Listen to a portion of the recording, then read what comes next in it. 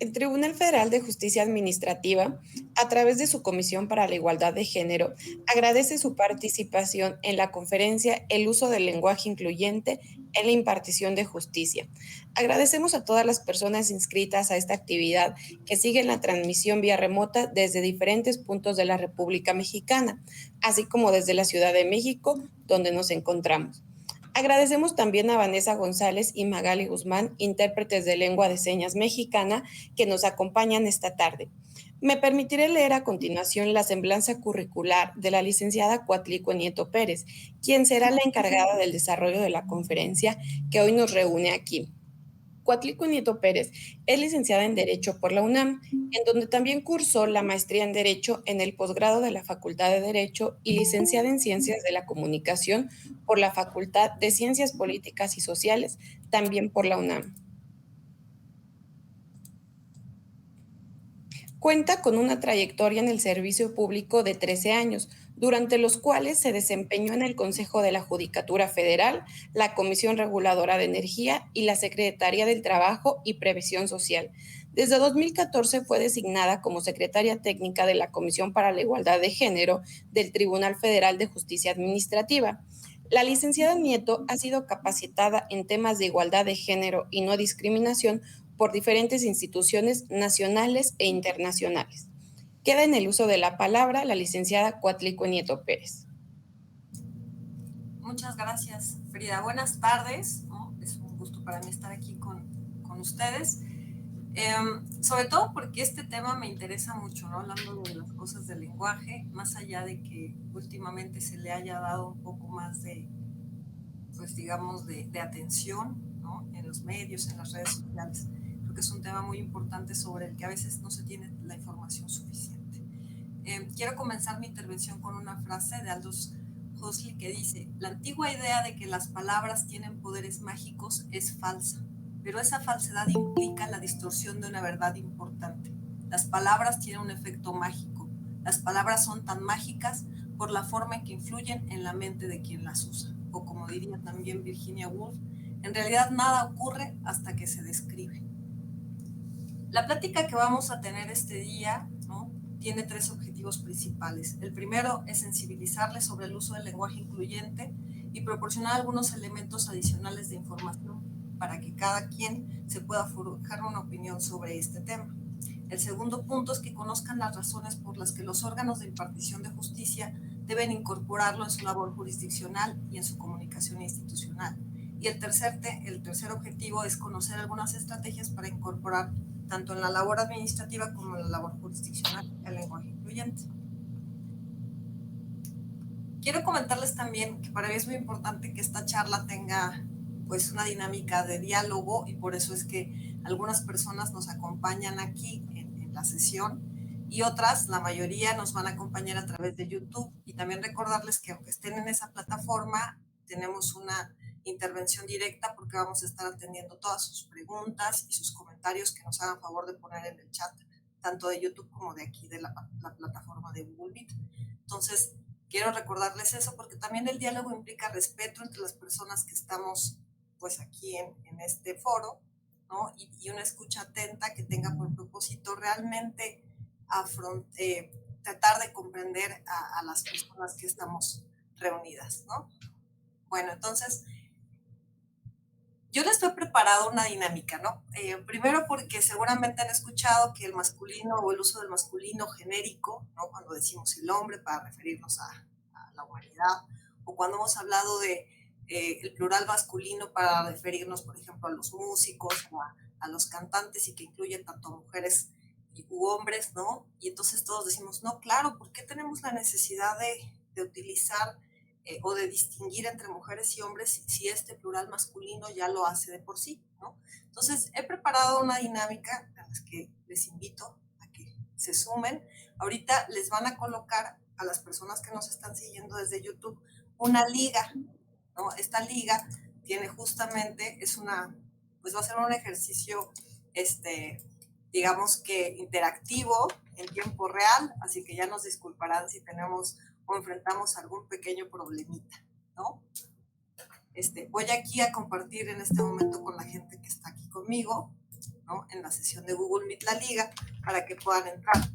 El ejercicio que he preparado consiste en lo siguiente. Ya está aquí la encuestita. Yo le voy a dar lectura a un texto que he preparado con este propósito, que nos va a hacer ver si efectivamente podemos identificar cuando el plural, ¿no? Que tiene esta utilización de masculino, del masculino universal, tiene este uso que incorpora tanto a mujeres como hombres, ¿no? Entonces, una vez que ya las personas que están aquí en el Meet me digan que si ya pudieron acceder a esta pequeña encuesta, bueno, voy a comenzar, ¿no? Y el texto dice así: la escuela respeto e igualdad. Bueno, les voy a comentar rápidamente qué consiste, ¿no? Que bueno, ¿de qué se trata? Hay una serie de preguntas ahí que vienen en la dinámica y que trae unos conceptos, ¿no? Dice niñas, niños, adolescentes, hombres, alumnos, estudiantes. Entonces, está haciendo el uso, ¿no? Está haciendo uso del masculino como genérico, ¿no? Entonces, este texto que yo les voy a leer tiene por propósito identificar en qué casos estas palabras como los maestros, los niños, los alumnos están incorporando tanto mujeres como hombres, o cuando solo están hablando de hombres, ¿sí? Digo, sí, si me siguen aquí con la que tengo, adelante. Entonces, comenzamos con la primera y dice: la escuela Respeto e Igualdad reinicia sus actividades. Los niños corren a formar filas. Ahí sería responder, para ustedes, en este caso, ¿los niños incorpora a las niñas o solamente habla de los niños? ¿No? Entonces, les pido que pongan su respuesta. Ahorita nos van a proporcionar los resultados. El siguiente: los maestros les urgen a que tomen sus lugares para avanzar a los salones. Aquí estamos hablando de maestras y maestros o solo de maestros varones. Los maestros de sexto año, es la 3, ahí para ustedes, ¿qué es? ¿Hombre o se trata de solo hombres o de mujeres? Los 3 maestros de sexto año, Julio, Lupita y Mario, no han llegado, así que los de quinto, o sea, los maestros de quinto, ahí tendrían que responder hombres, mujeres o ambos. Andrés y Juan llevan a los alumnos de ese grado al patio. Ahí tendrán que responder igual. Si alumnos habla de niñas y niños o solo de niños.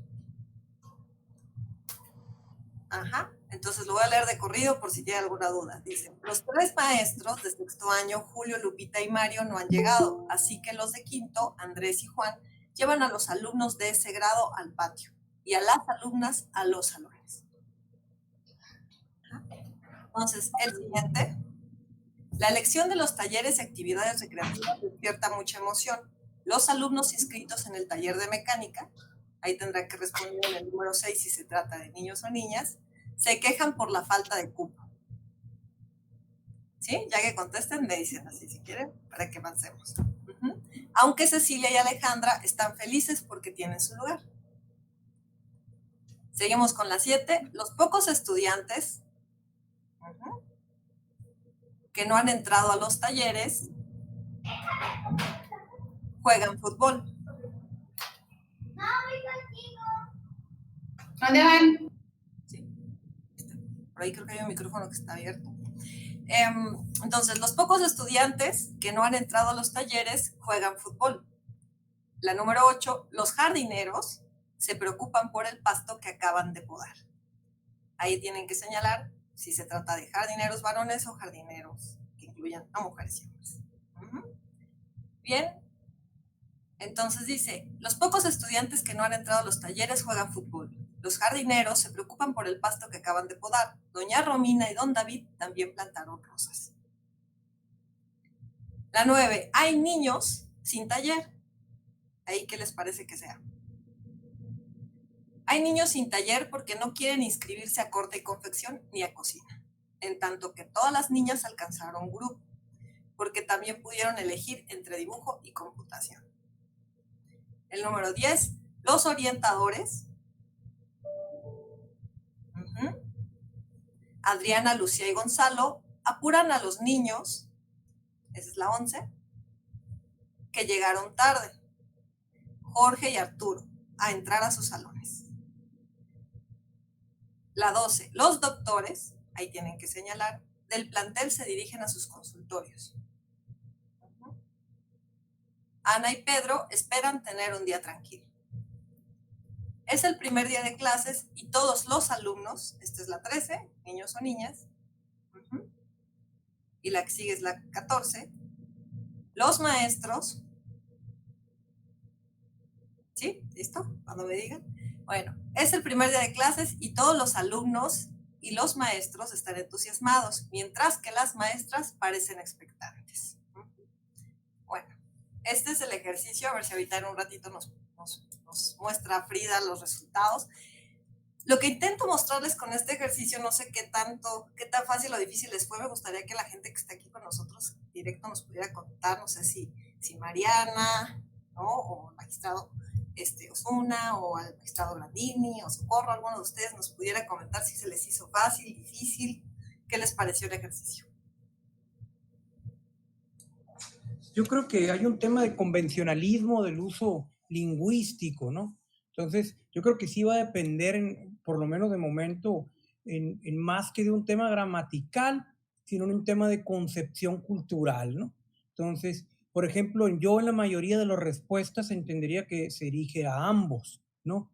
Sin embargo, y no por ninguna situación de que quiera ser excluyente o incluyente, sino sencillamente en el contexto gramatical, yo no lo percibo así en la mayoría de los casos, ¿no? Entonces sí creo que sí es un ejercicio pues más que interesante, ¿eh? Porque cuando ya existe una reflexión sobre el enunciado, pues definitivamente es cuando uno ya empieza a titubear, ¿no? Pero si nos vamos por el primer impulso, entonces ya la situación ya varía, ¿no? Entonces muy, muy interesante, Coatl.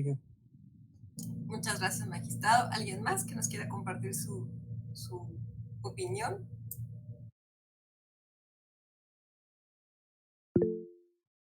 Mariana, adelante.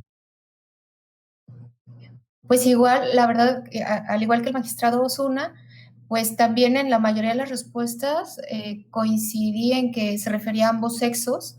Claro que al complementar luego la historia, podía definir si era a ambos o a uno, ¿no? Pero definitivamente de primer momento mi percepción es que era a ambos sexos.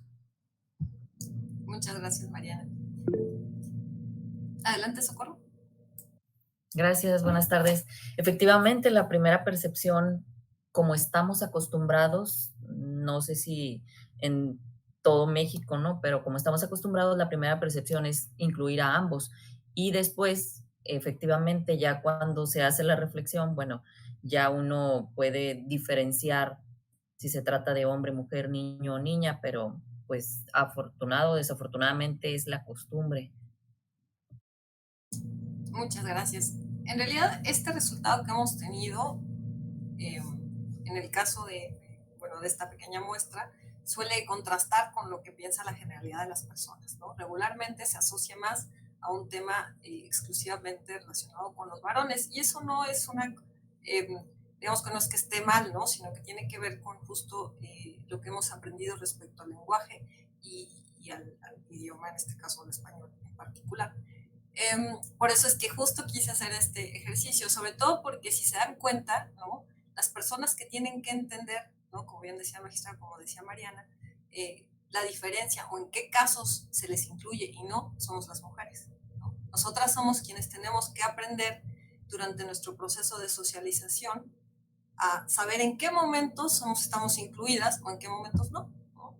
Entonces pareciera, ¿no?, que se trata de una cuestión inocua cuando en realidad nos exige, ¿no?, desarrollar cierta intuición, ¿no?, o entender contextos o pedir información adicional, ¿no? Entonces, desde ahí ya partimos de un tema en que hay una desventaja, ¿no?, en la que este idioma nos muestra o nos sitúa, ¿no?, en la necesidad de saber más, de tener otros detalles para comprender en qué momentos estamos o no siendo consideradas, ¿no? Entonces, este es el primer objetivo y por eso hablaba al principio dentro de los propósitos de esta charla, que tiene que ver con la sensibilización. justo este ejercicio es eso, ¿no? Como para que nos despierte la inquietud. ¿Por qué estamos hablando de estos temas aquí en el tribunal? Porque es necesario, no solo en el tribunal, sino en el país, hablar del lenguaje incluyente y en qué consiste, ¿no? ¿Y por qué les digo esto también? Es porque a veces, ¿no? Ahora, lo que les decía de sus respuestas, ¿no? Lo entendemos como el uso del masculino, como que incluye a las mujeres también. Pero, por ejemplo, las mujeres no pudieron votar, ¿no? Hasta 1953, cuando la Constitución utilizaba el genérico masculino, ¿no? Que se supone que las incluiría como ciudadanas. Incluso tengo yo, ¿no? Cómo venía en el artículo 35 desde la Constitución del 17 y dice, son prerrogativas del ciudadano votar en las elecciones, poder ser votado por todos, para todos los cargos de elección popular y nombrado para cualquier otro empleo de comisión teniendo las calidades que establezca la ley. Pero entonces las mujeres no podían votar, ¿no? ¿A qué se debía que las mujeres no pudieran votar si aquí está usándose el género, ¿no? El genérico plural masculino que incorpora mujeres y hombres? Porque se trataba de un tema de interpretación, ¿no? Gramatical, y gramaticalmente pues no se les daba esa, es lo que hablaba hace un momento, las mujeres no estaban incluidas. Esto no es nuevo, también estaba desde la Declaración de los Derechos del Hombre y del Ciudadano, ¿no? En su momento Lim de Gauche lo denunció y por eso sacó como una contrapropuesta, ¿no? La Declaración de Derechos de las Mujeres y las Ciudadanas. Entonces, bueno, eso lo dejo ahí un poco nada más como un contexto de por qué traigo a colación estos datos, ¿no? Ahora, ¿por qué es importante no solamente considerar la interpretación gramatical o cuestionarla cuando hablamos de temas jurídicos o de derecho?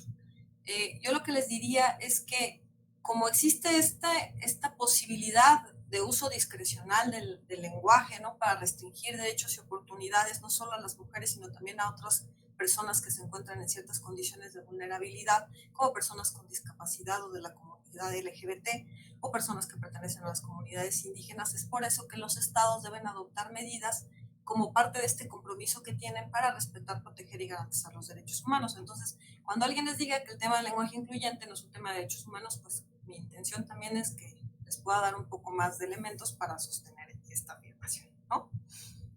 Ahora, le quiero pedir a Frida que si nos puede hacer favor de presentar, de poner la presentación que había preparado para esta charla, ¿no? Para ya seguir con el tema.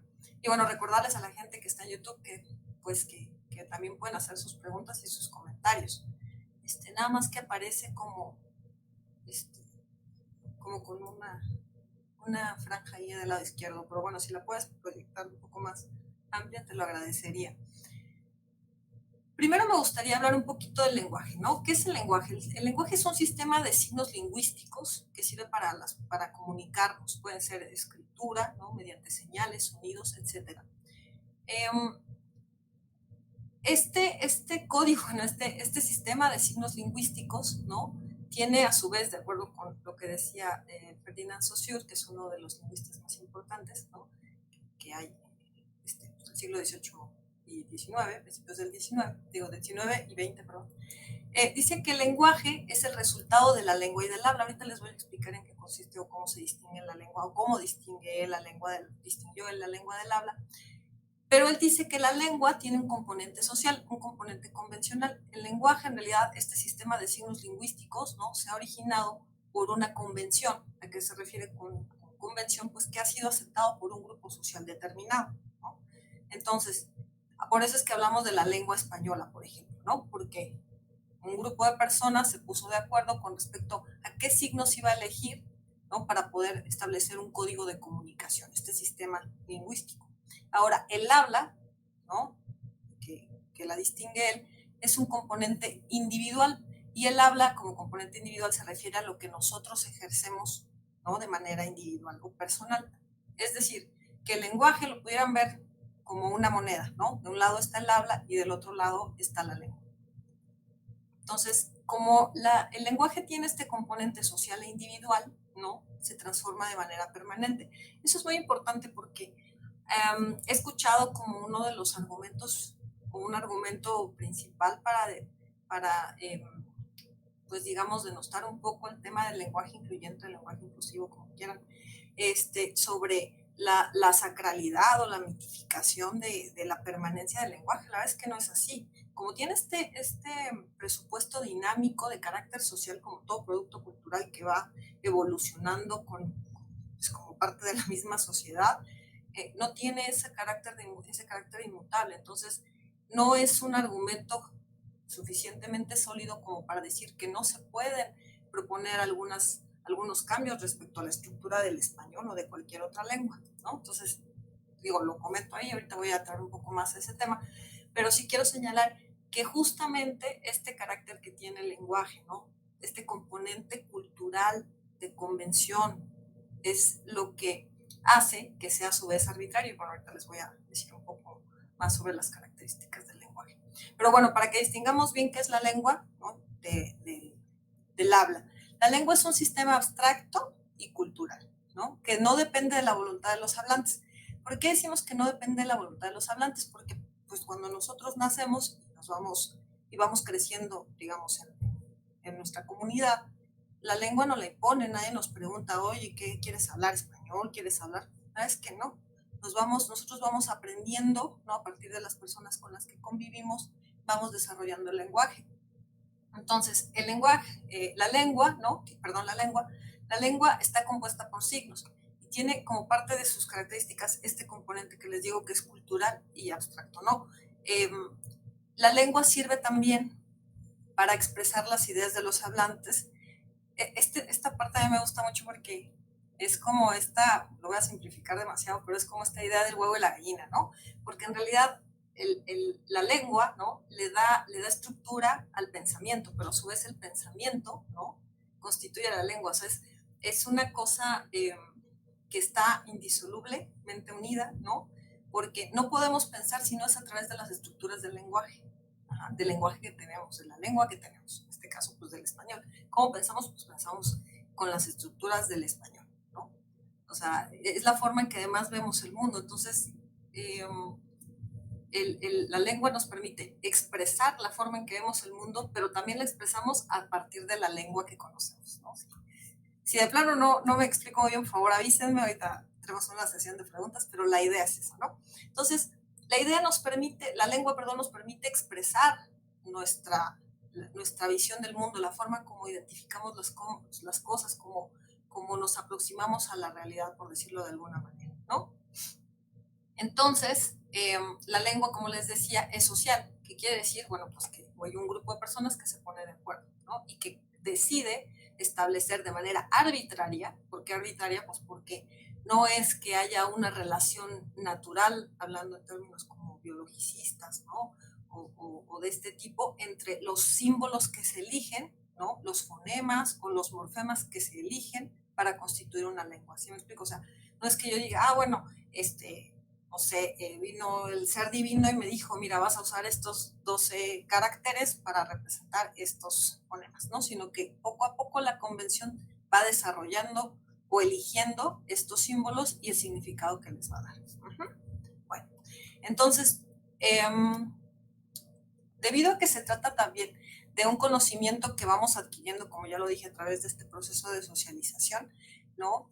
Y que configura las estructuras mentales de las personas a través de este proceso de la lengua.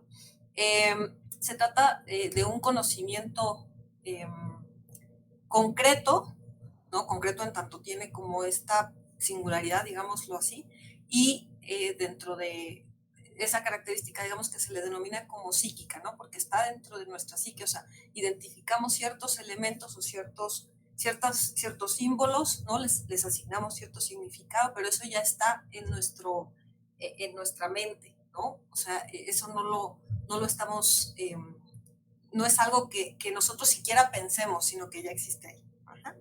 Eso también hace que la lengua tenga este carácter pasivo. ¿Por qué? Porque la gente no puede determinar que cambie. Yo no puedo decir, no, pues ahora, no sé, voy a transformar el español. No me refiero a lo que ahorita vamos a ver porque puede confundirse, pero no va por allá, ¿no?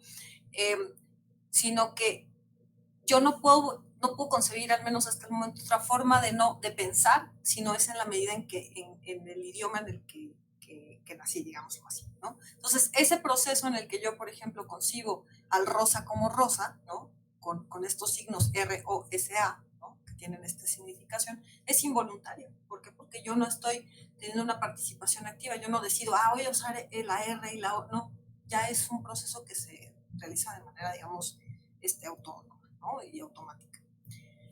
Ahora, lo que voy a decir respecto a la lengua es que justo porque tenemos todos esta asociación de conceptos e imágenes, concepto, por ejemplo, la palabra árbol, ¿no? Yo me imagino un árbol. A lo mejor todos nos imaginamos diferentes árboles, pero tienen ciertos elementos en común. Entonces, esos elementos en común hacen que la lengua sea homogénea. Bueno, entonces, esta parte que les decía de la lengua tiene que ver con lo convencional, con lo social. Y el habla, ¿no? Es esta herramienta que permite a cada uno de nosotros, a cada una de nosotros, comunicarse, ¿no? Y eso es a lo que lo que Saussure llamaba la realización de la lengua, ¿no? Y esta, a diferencia de la lengua, ¿no? El habla, sí tiene una intención, ¿no? O sea, yo busco qué voy a decir, busco qué palabras voy a elegir, y en ese sentido me convierto en un ser activo, ¿no? Porque yo decido cómo transmitir y qué transmitir. Entonces, también se dice que el habla es psicofísica porque no solamente depende de este elemento que les comentaba como mental, sino que también implica de que yo reúna ciertas condiciones, por ejemplo, fonológicas, ¿no? O sea, que yo tenga cuerdas vocales, que tenga un aparato sonoro, etcétera, dentro, digamos que físicamente me encuentre apto para poder hacer la transmisión de estos sonidos, ¿no? Entonces, eso tiene que ver con el habla. Y bueno, esto que les acabo de explicar, que podría parecer muy complicado, en realidad nada más es para que les pueda yo dar más elementos cuando hablamos del tema del lenguaje incluyente y comprendamos que el lenguaje incorpora a la lengua, que es la convención, y al habla, que es lo que cada quien elegimos. Entonces, si me siguen bien, me hacen algún comentario, de quién se tiene aquí, para que, bueno, pues sigamos en ese camino. Ahora, voy a dejar un poquito aquí lo de la lengua, creo que ya más o menos quedó claro. Ya les comentaba que para mí, o la forma en que yo lo puedo ver más claro, es como una moneda, ¿no? Y como una cara, cada una cara de la misma moneda. O sea, por un lado la lengua, por otro lado el habla, y eso digamos que es el lenguaje, ¿no? Si una pesa más o no, en realidad no, porque están unidas, ¿no? Entonces, como les decía hace un momento, nosotros pensamos a partir de la lengua que tenemos. Por eso es muy importante que nuestra lengua sea incluyente, porque si no tiene esta característica, hay ciertas personas o hay ciertos grupos de personas a los que no estamos tomando en cuenta. Y eso también va a configurar nuestro propio pensamiento. He ahí la importancia, ¿no? de que esto sea de esa manera. Ahora, hay otro argumento que suelo escuchar o que he escuchado últimamente y que me parece también importante, pues como añadir otros elementos para que cada quien se haga su propia idea, ¿verdad? Y tiene que ver con que el lenguaje, dicen, ¿no? Es neutro, ¿no? El lenguaje es neutro, dicen. No es que el lenguaje sea machista o no, el lenguaje es neutro. Y les comentaba, el lenguaje en realidad también es un producto cultural y como tal, ¿no? Como sabemos, ¿no? Los productos culturales son resultados de procesos históricos y en esa naturaleza o conforme a esa naturaleza están impregnados de diferentes elementos ideológicos, así que no puede ser neutral. Eso, les decía, por eso son más elementos para la discusión, ¿no? O sea, ya cada quien elegirá lo que le parezca, pero bueno, me parece que decir que la lengua es neutral es por lo menos pues bastante ingenuo, ¿no? Ahora, el lenguaje nombra la realidad, como les decía, pero también le da forma, ¿no? Y no podemos olvidar pues esta idea, sobre todo de lo social, porque otra de las cosas que he escuchado es que dicen que el lenguaje, ya lo anticipaba hace un momentito, pues es que estas propuestas de cambiarle, de agregar una E o de otras opciones que ahorita vamos a ver al ratito, ¿no? Que son antinaturales. Y lo que yo les decía hace un momento es que no pueden ser antinaturales cuando estamos hablando de un producto cultural, ¿no? Generado por las personas. O sea, no hubo algo que surgiera así como del universo mismo, ¿no? Sino de este proceso de las personas en el que socializaban y que lo necesitaban para establecer acuerdos comunes respecto a la forma en que iban a interactuar con su entorno, ¿no? Realmente a eso es a lo que se refiere. Bueno, todas estas cosas que les acabo de decir, estos argumentos que he escuchado últimamente, ¿no? Quiero destacarlos porque hay un sinfín de falsas dicotomías, ¿no? Y digo esto de falsas dicotomías en el término en que lo dice Kamala Harris, ¿no? Como refiriéndose a supuestas decisiones que solo admiten elegir entre dos opciones opuestas. Eso no es así. Hay veces, en realidad, se puede elegir más de una opción, pero te lo presentan así, ¿no? Ah, es que es antinatural, es que la RAE, es que... Y no necesariamente. Eso es para que uno elija de una forma completamente arbitraria y sin información, ¿no? Entonces, yo creo que para las personas que somos servidores públicos, servidoras públicas, es muy importante tener en cuenta que tenemos una responsabilidad social e individual, ¿no? Y eso consiste en que debemos de informarnos más para poder identificar estas falsas dicotomías y alejarnos de estos argumentos estereotipados, ¿no? Y formarnos una opinión libre de prejuicios para poder cumplir con esta obligación que tenemos. Ahorita vamos a ver qué es una obligación para las personas que están en el servicio público dentro de los órganos de impartición de justicia. Y hay otro argumento también que, bueno, ya más al ratito hablaré, que tiene que ver con que rompe las normas gramaticales, y es lo que les dije hace rato. Estas no son inamovibles, ¿no? Porque, como les comenté, ¿no? Son arbitrarias. O sea, la forma en que se han determinado las reglas gramaticales ha sido arbitraria totalmente, porque no hay una naturalidad en eso. O sea, alguien se puso de acuerdo. Alguien determinó que fuera de esa manera, ¿no? Y la convención lo ha aceptado. Por tanto, en 20 años la convención, o en este momento la convención, puede decidir usar la E en lugar de la A. ¿Y qué va a pasar? Pues nada. Al final, las instituciones, las academias como la RAE, ¿no? O como la Academia Mexicana de la Lengua, no son autoridades, no son instituciones prescriptivas, sino descriptivas. ¿Qué quiere decir esto? Que solamente consignan lo que sucede dentro de la lengua español, ¿no? Del español. Entonces, lo que hacen ellos es ver, ¿no?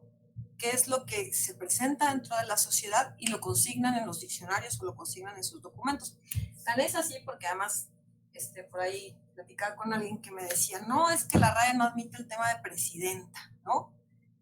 Porque no se trata de que sea de mujeres, me decía, sino de que termina en ente y entonces la persona que preside, ¿no? Tiene que ser presidente. O sea, no se trata de mujeres o hombres. Entonces yo le decía, bueno, puedo entender eso, pero ¿qué sucede cuando hablamos de servir? Nadie se queja. Yo no veo que nadie diga, ay, es que no les dicen sirvientes a las personas, ¿no? Que más allá del tema peyorativo y demás, que no quiero entrar, sino simplemente hacer la comparativa entre el uso de un término y otro. Nadie se queja de que a las personas a las que, mal diría yo, pero se les dice sirvientas, no se les diga sirvientes porque son las que sirven, pero sí cuando se trata de presidir, y sería la misma regla. ¿Por qué no causa indignación el tema de que se le diga a una persona sirvienta y sí presidenta? ¿Por qué creen ustedes? No sé, puedo escuchar alguna de las opiniones de quienes nos acompañan. Es por la carga, ¿no?, de subordinación que tienen las mujeres, ¿no? Entonces, no se ve mal que se le diga a una mujer sirvienta, pero es muy diferente que quiera presidir, ¿no? Pues, ¿cómo se le va a decir presidenta? ¿Sí me explico? Entonces, aquí entran en juego varios temas. Uno de esos es los que comentaba hace rato con ustedes, que tiene que ver con esa, como pretensión de neutralidad de la lengua, ¿no? Pero bueno, entonces lo que les decía de la Real Academia de la Lengua Española, para todas las gentes que son muy, muy puristas en ese sentido, hay un informe de la Real Academia de la Lengua Española sobre el lenguaje inclusivo y cuestiones anexas, por si quieren pues revisarlo, está ahí en la página de ellos disponible. Y me llamó la atención porque por aquí señalan que ellos desde 1970, me parece, si no es que antes, ya habían aceptado lo de presidenta, ¿no? Entonces, como que ese argumento traído al siglo XXI, ¿no?, de alguien que dice ser realmente una persona interesada en lo que pueda decir la RAE, pues está un poco, ¿no?, me parece como es un poco engañoso, ¿no? Porque la propia RAE ya aceptó el tema de presidenta. Y en este documento que les acabo de comentar, en la página 54, hay varias propuestas que la misma RAE presenta para atender a este asunto del lenguaje incluyente, ¿no? Algunas, a mi gusto, pues pudieran ya, a lo mejor por el tiempo en que fue publicado este documento, tener mejores soluciones o mejores alternativas, pero bueno, creo que si lo pudieran consultar. Al final, las personas que estén interesadas y que se registraron, sobre todo, si así lo desean, les vamos a hacer llegar unos links, ¿no?, con los documentos que utilizamos para poder preparar esta charla, y además porque creo que es más fácil. A veces materiales hay muchísimos, pero a veces como que puede no ser tan sencillo, no ser tan sencillo encontrarlos. Entonces lo que voy a hacer es que si ustedes están de acuerdo, se los enviamos por correo electrónico. Puedo incluir incluso el de la RAE por si están también interesados en eso, ¿no? Bueno, otro de los argumentos, y ya no me quiero ir más en esto porque ya tengo muy poco tiempo y acabo de ver, ¿no? También dicen que, bueno, parece que se les está obligando, ¿no?, a utilizar estas deformaciones del lenguaje y demás. Es que, bueno, ya vimos que el lenguaje se impone, ¿no? Pues nadie nos preguntó si lo queríamos. Entonces, realmente, aquí es donde lo que les decía hace un momento, ¿estamos hablando de realidad de dicotomías o son falsas dicotomías, ¿no? Ustedes tendrán la mejor decisión, pero bueno, yo quería comentarles todo esto porque ha sido cosas que me han estado, cuestionando y comentando, y bueno, pues estas son, digamos que las respuestas que yo les puedo dar sobre esos temas. Ahora, el lenguaje tiene estos dos aspectos que ya vimos, que es el social y el individual, pero también tiene otras características, por ejemplo, que es racional, ¿no? O sea, que se usa la razón para establecer qué signos y su acomodo, digamos, ¿no?, y elaborar un enunciado. Es arbitrario porque se determinó que se usaran estos signos, pero no estos otros. Pues, ¿por qué? Pues porque arbitrariedad, ¿no? Es doblemente articulado porque, como les dije hace rato, puede combinar morfemas, que son unidades de significación, o fonemas, que son unidades sonoras. No voy a entrar a eso porque rebasa el propósito de este curso, que nada más como mostrarles las características para que después entremos al tema, ¿no? Es universal porque cualquier persona en condiciones normales regulares, digámoslo así, tiene la facultad de comunicarse haciendo el uso del lenguaje. Es adquirido porque, como ya comentamos, pues desde muy pequeños no lo enseñan. Y es convencional porque la sociedad así lo ha determinado. Y es voluntario porque podemos o no usarlo, ¿no? Bueno, también el lenguaje tiene ciertas funciones, por ejemplo, que proporciona datos, ¿no?, o nos muestra la realidad. Ese motivo expresivo nos permite transmitir nuestros estados de ánimo o nuestro mundo afectivo interior. También tiene una función apelativa, imperativa, es decir, que puedes persuadir a las personas, ¿no?, o exigir, ¿no? También tiene como propósito establecer un contacto entre el emisor y el receptor, y esto se le llama que es fático, ¿no? Tiene también una función poética que consiste en que muchas veces se busca adornar los mensajes, ¿no? Y para ello se utilizan diversas figuras literarias. Les comentaba, esto nada más como para que podamos, cuando les hablaba hace rato de la arbitrariedad y demás, pues me refería a estas características y un poco a las funciones, ¿no? Ahora, ¿cuál es la principal labor del lenguaje? Expresar nuestra realidad y comunicarnos, ¿no? Entonces, por eso les decía, ¿cumple nuestro lenguaje esa función? Pues sí la cumple, ¿no? Entonces vamos a ver ahorita más adelante, ¿no?, si realmente las propuestas que nos hacen a través del lenguaje incluyente son tan arbitrarias como dicen ser, ¿no? ¿Por qué es importante lo del lenguaje incluyente? Por ahí dicen, ¿no?, que lo que no se nombra no existe, ¿no? Que la enunciación de las cosas, ¿no?, les da vida en sí misma, ¿no? Por eso les leía al principio la frase de Virginia Woolf, ¿no? No existen las cosas hasta que se describen, ¿no?, hasta que se enuncian.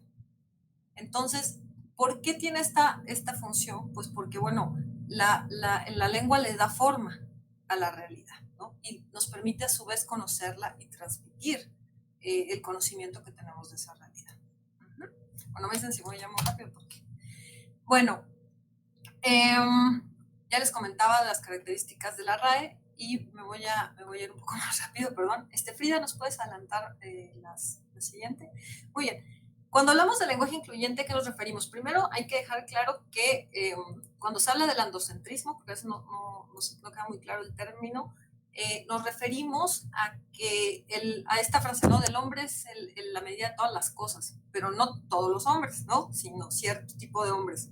El hombre joven, heterosexual, blanco, con ciertas características, cis, ¿no?, sin discapacidades, etc. Entonces, cuando pensamos en el hombre, no son todos los hombres, perdón, ¿no?, sino que se refiere a este prototipo, digámoslo así, de hombre. Y al aceptar esa idea del hombre, todo lo demás resulta marginal. ¿Qué es todo lo demás? Pues todos los hombres que no encajan con ese estereotipo, las mujeres naturalmente, las personas con discapacidad, los adultos y adultas mayores, las niñas y niños, adolescentes, etcétera, ¿no? Entonces, ese es el tema cuando hablamos de androcentrismo. ¿Y por qué lo quise explicar aquí? Porque en un momento justo vamos a entender por qué en el lenguaje incluyente es importante apartarnos del androcentrismo para ver hacia otras realidades, para visibilizar a estas otras personas que habían estado en la marginalidad. Aquí, por favor. El sexismo, ¿no? Hace poco estábamos ahí comentando un tema que decía que si, bueno, la discriminación por las mujeres, hacia las mujeres es por sexo o por género. Bueno, el sexo tiene que ver con las características biológicas y el género con las asignaciones sociales que se hacen con relación a esas características biológicas, ¿no? Entonces también están muy unidas, pero una cosa es el sexo o la discriminación por sexo, ¿no? Que se genera a partir de estas condiciones biológicas. Un ejemplo muy claro tiene que ver con la maternidad o la menstruación. Esas son condiciones biológicas, ¿no? Que están relacionados con las funciones reproductivas de las mujeres. Y de género, cuando hablamos del género y hablamos de este proceso de socialización, podemos decir estas ideas que ha creado la sociedad justamente a partir de estas funciones, ¿no? biológicas que tienen las mujeres, de que las mujeres pues a lo mejor somos más débiles, ¿no? De que somos más sensibles, etcétera, ¿no? Entonces, distinguimos entre género y sexo, y cuando hablamos del sexismo estamos justo haciendo o relacionando o hablando de estos estereotipos, estos roles, ¿no? que se han asignado indebidamente o arbitrariamente a mujeres y hombres en función de estas características. ¿Y por qué es importante? Porque a veces no nos damos cuenta que en lo cotidiano, la lengua, lo que primero en el habla, ¿no? lo que usamos todos, pero también en la lengua, o sea, en lo que hemos estructurado como sociedad, usamos ciertas palabras, ciertos conceptos que refuerzan este tipo de estereotipos, ¿no? Y eso es de lo que vamos a hablar, bueno, de lo que les voy a seguir hablando. Ahora, esto nada más es como para recordar, ¿no? El tema de los roles de géneros, que tienen que ver con el rol reproductivo, que para los hombres es el espacio público, para las mujeres el espacio privado, el trabajo no remunerado que realizan las mujeres se invisibiliza, ¿no? Lo importante es el trabajo que realizan los hombres y que está orientado hacia la producción, etcétera, ¿no? La acumulación de bienes, etcétera. Bueno, ahora ya vamos al tema que nos ocupa un poco, bastante, ¿no? Que tiene que ver con el lenguaje incluyente. ¿Por qué es importante utilizar el lenguaje incluyente? Bueno, ya les comentaba que para empezar como personas que servimos, que nos dedicamos al servicio público, es importante comprender que somos interlocutores con la ciudadanía, ¿no? Y como parte de las instituciones es nuestro deber cumplir con lo que mandata el primero constitucional, ¿no? Promover, respetar y garantizar los derechos humanos. Y uno de esos derechos es el derecho a la igualdad y a la no discriminación. Entonces, si nosotros tenemos una posición o asumimos una oposición acrítica al uso del lenguaje incluyente, ¿no? O sea, quiero decir, si yo me niego totalmente a hacerlo con base en mis prejuicios, ¿no?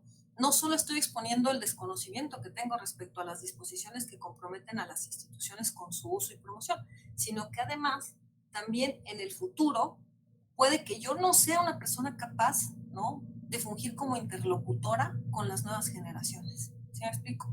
O sea, si yo me voy rezagando de lo que están impulsando las nuevas generaciones que exigen una mayor inclusión, yo al rato no voy a ser una persona capaz de comunicarme con ellas.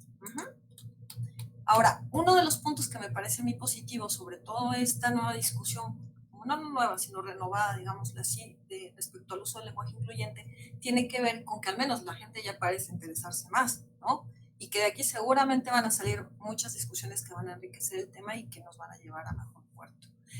Entonces, dicho esto, ¿por qué hablamos del lenguaje incluyente? ¿O qué es el lenguaje incluyente? ¿No? Bueno, el lenguaje inclusivo, bueno, porque lo dicen, ¿es lenguaje incluyente o es lenguaje inclusivo, lenguaje con perspectiva de género? Hay diferentes formas en que los denominan, ¿no? La que encontré yo que se usa con más frecuencia es lenguaje incluyente y no sexista para referirse específicamente como al tema de evitar que haya esta estigmatización de las mujeres, por decirlo de alguna manera, o este uso indebido de la lengua para discriminar a las mujeres, pero también encontré que se utiliza como lenguaje inclusivo en cuanto al género, por decirles. Así es como lo define, por ejemplo, Naciones Unidas.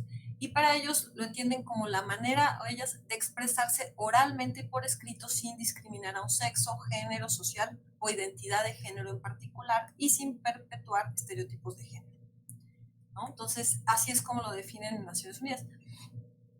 Dicen eso porque el lenguaje es uno de los factores claves que determinan las actitudes culturales y sociales. Ya les comentaba hace rato de ese vínculo que tiene pensamiento y lenguaje, ¿no?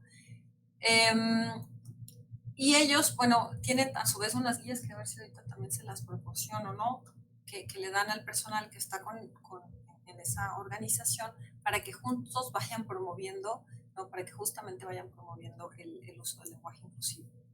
Ahora, yo estoy más de acuerdo, ¿no? O me he sentido un poco más conforme con una definición que da Guadalupe López García, que es una periodista y feminista, también es correctora de estilo, y que ella define al lenguaje incluyente como una acción afirmativa de carácter correctivo, compensatorio y de promoción, encaminada a eliminar el sexismo y a corregir situaciones de discriminación en el lenguaje oral, escrito o visual.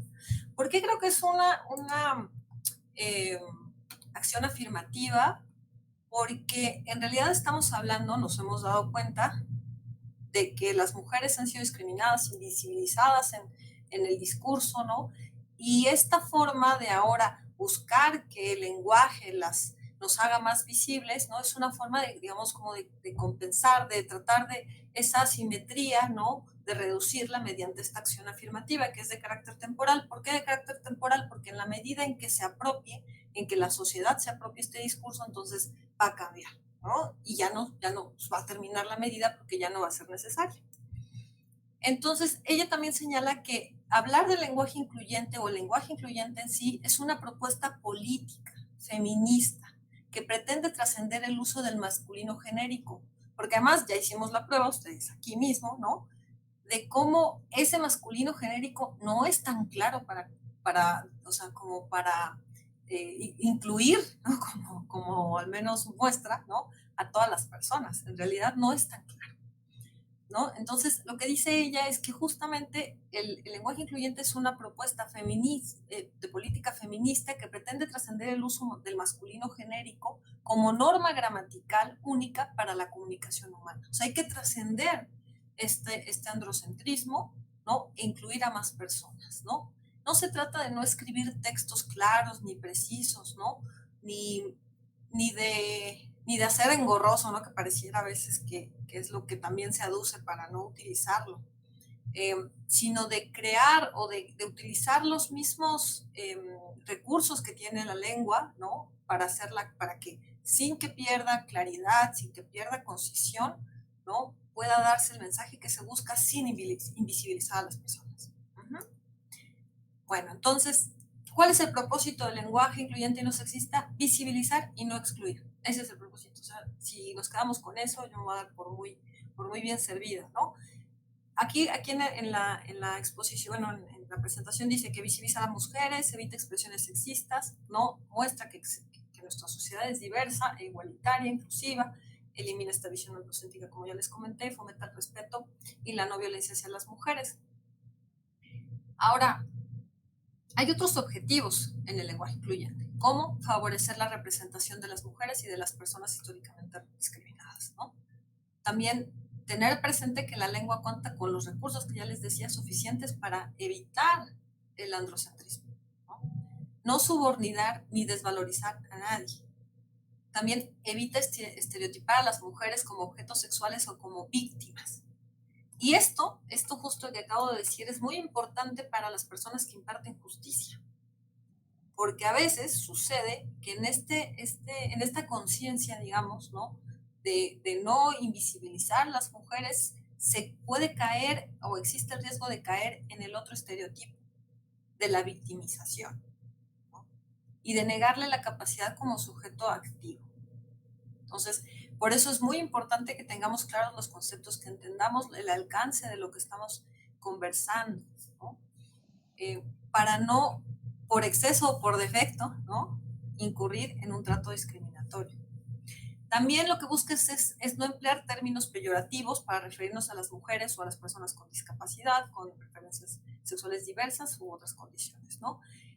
También evita relacionar a las mujeres con la pasividad, lo que les decía, la obediencia, dependencia, docilidad, porque a veces, ¿no? Se dice, ay, es que justo en algunos documentos, ahorita les voy a comentar algo muy importante, que pueda estarse incurriendo en estos otros estereotipos, ¿no? De sumisión, les digo, como para tratar de ayudarle, pero al final del día, pues nuevamente caemos en estereotipos que no abonan, ¿no? A buscar, pues, restablecer las condiciones de igualdad, digamos, entre mujeres y hombres, ¿no?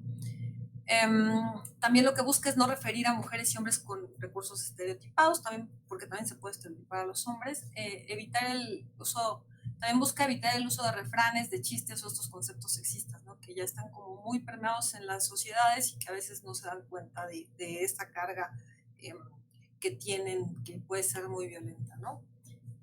Una de las funciones fundamentales, me parece a mí, es la de cuestionar, ¿no? Cuestionar siempre el sexismo y el androcentrismo de los discursos orales y escritos. Esto es muy importante porque si no tenemos esta información, si no comprendemos qué es el androcentrismo, por eso lo comenté dándoles una definición muy sencillita, ¿no? Y qué es el sexismo, pues difícilmente lo vamos a poder identificar, ¿no? O sea, si no tenemos los conceptos, pues nos puede costar un poco más de trabajo. Ahora, ya que partimos de esta definición de qué es lenguaje incluyente, me parece que podemos hablar de por qué los órganos de impartición de justicia deben incorporarlo a su labor. Y bueno, empezaré diciendo aquí que, para empezar, ¿no? México ha contraído varios compromisos internacionales. Uno de ellos fue la suscripción de la CEDAW, que es la Convención sobre la Eliminación de todas las formas de discriminación contra la mujer. También la suscripción de la Convención Interamericana para prevenir, sancionar y erradicar la violencia contra la mujer, que es la Belém do Pará, ¿no? Estas convenciones establecen el marco general, digamos, ¿no? De lo que se debe de entender por discriminación contra la mujer, las formas en que se puede ejercer la violencia contra las mujeres, y busca establecer un marco de protección que obligue a los estados a generar las condiciones materiales necesarias para evitar o promover que las mujeres vivan libres de violencia, ¿no? Y en este sentido hay algunos artículos de estas convenciones, ¿no? Que, entre otras cosas, por ejemplo, nada más por mencionarlo, ¿no? Respecto a la CEDAW, el artículo 5 que dice que los estados parte tomarán todas las medidas apropiadas para modificar los patrones socioculturales de conducta de hombres y mujeres con miras a alcanzar la eliminación de los prejuicios y las prácticas consuetudinarias y de cualquier otra índole que estén basadas en la idea de la inferioridad o superioridad de cualquiera de los sexos o en funciones estereotipadas de hombres y mujeres. Como les decía, ¿no?